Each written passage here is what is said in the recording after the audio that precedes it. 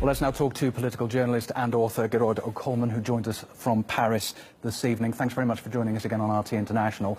You're in the French capital. What's the mood and atmosphere in the city right now?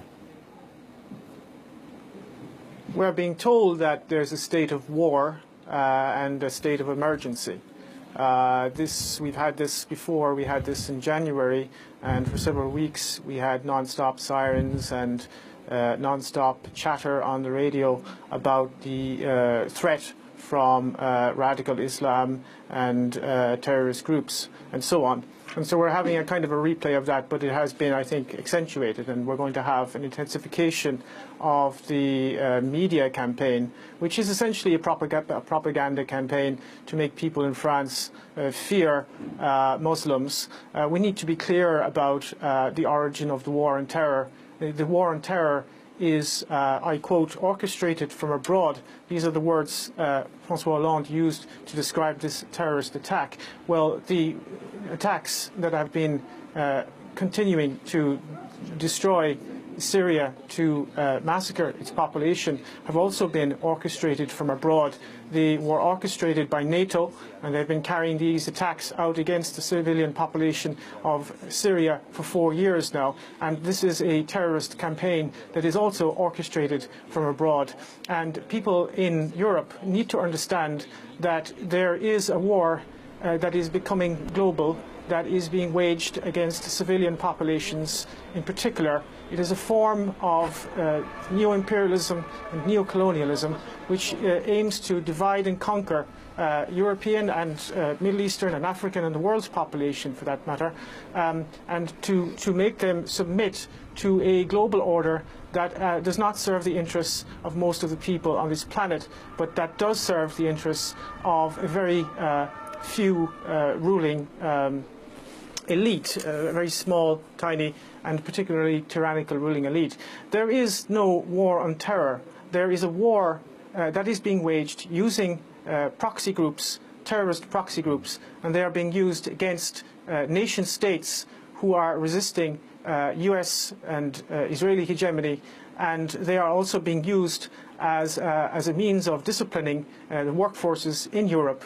In a period of mass unemployment and austerity, you now have terrorist attacks being committed by terrorists funded, armed and trained by Western intelligence agencies. There is no such thing as ISIS. ISIS is a creation of the United States. We know that from official sources of the US military themselves. Declassified documents from the Defense Intelligence Agency have confirmed that. And the French government is now attempting to drum up support for more military intervention in Syria. And what they want to do is they want to get in on the game.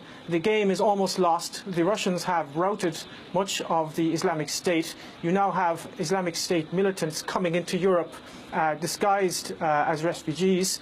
That will destabilize Central Europe, and the French government wants to get in on the game in Syria and prop up those so-called moderate rebels. There are no moderate rebels, of course, in Syria. There are Al-Qaeda and ISIS militants, terrorists who have been beheading people, eviscerating people, absolutely creating chaos and genocide right across the region, and this does not serve the Syrian people or anyone other than the Western corporate elites and their geopolitical interests. What do you expect France to do now in the light not only of Friday's terrorism, but 10 months on from Charlie Hebdo? It's not going to ease up on what it's doing, is it? No. Much depends on how the French public will react. If they will, we are being bombarded now with a media propaganda campaign. It's this non-stop talk where we're told not to go out in the street. We're supposed to be fearful and keep quiet and so on. I think there is going to be a campaign against dissidents in France. They're very worried about the new media that has emerged in recent years. and they are very worried about the alternative media. So I think there you will see, we saw this actually after the attacks in January, you will see a conflation of terrorism and dissidence. So one of the tools which the media, the mass media, uses to discredit any kind of rational questioning of the established order, and particularly the war on terrorism, is to deride those who would question the war on terrorism as conspiracy theorists. And I think you're going to see a crackdown on so-called conspiracy theorists and websites that actually publish rational and honest analysis of what is happening. So you're going to see more of that type of intellectual terrorism, which is already at boiling point in France. I mean, it's got to the point now where you have professors in universities who are being intimidated. You have school teachers who are basically being fired for even suggesting that there may be a link between French imperialism and terrorism. There was one case recently, for example, of a school teacher who almost lost his job when he suggested there might be a link between French foreign policy and terrorism. So we are going through a period of deep intellectual terrorism.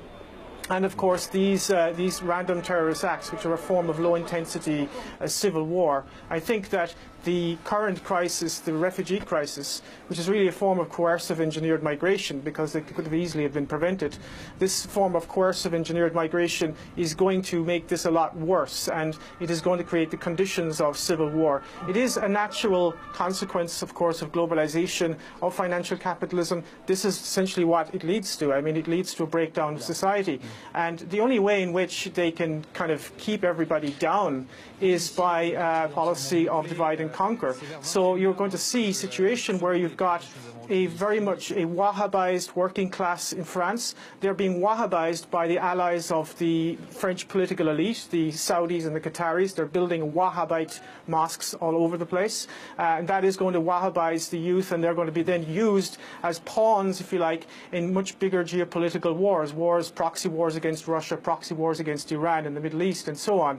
And that is going to create massive social unrest. It's going to divide working people against each other. And the only people who are going to actually benefit from this are the war contractors, the military-industrial media intelligence complex. So in whatever way you look at this, I don't know who exactly committed this attack and this atrocity, but the real people who are responsible, whether directly or indirectly or consciously or unconsciously, is the French government, because they have been complicit in terrorism in the Middle East and all over Africa.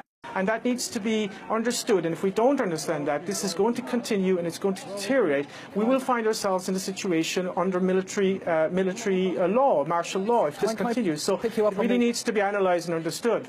Can I pick you up on the issue of migrants and refugees? Because one of the terrorists appears to have been a French citizen, another a recent migrant to the country. What do you think this will do to France's policies towards the migrant crisis?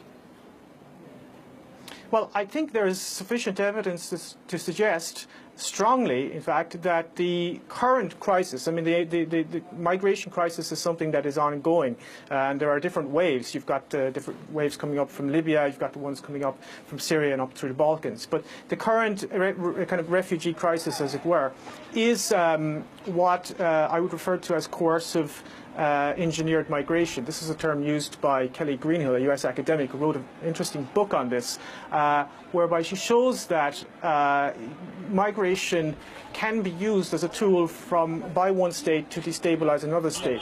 In this case, it's definitely being used by the United States and Turkey to destabilize the Balkans, Mitteleuropa, which would be Hungary, and of course Germany. And the geostrategic reasons of this are basically go back to classical geopolitics, which is Halford Mackinder's theory of dividing the world island. That is to say, you divide the Eurasian Peninsula from the Baltic Sea to the Black Sea. You create an intermarium there so that you prevent German and Russian unity, and that is why Germany essentially is being kind of overrun with people who are themselves victims of globalization, but they are now being instrumentalized and used as weapons of globalization. And this is one of the key contemporary strategies of US imperialism. You use the consequences of globalization as further tools to further globalization.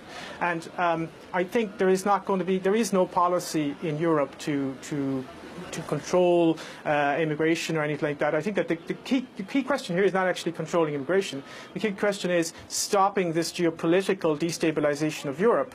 And some countries are attempting to do that. Hungary is attempting to do that.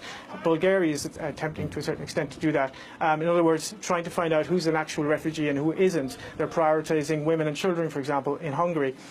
That's a rational approach. But of course, Viktor Orban of Hungary is being demonized by the European Union for his insistence on implementing the laws of the European Union and of a Hungarian nation state. Here, you're in a situation where the French government is totally subordinate to US dictates. This is a country that has been completely taken over by US imperialism, just as Germany. And France doesn't really have a foreign policy. It does whatever Washington tells it to do. Okay, it's always good to get your thoughts on this. Gerard O'Connell, thanks very much for joining us from Paris this Saturday evening.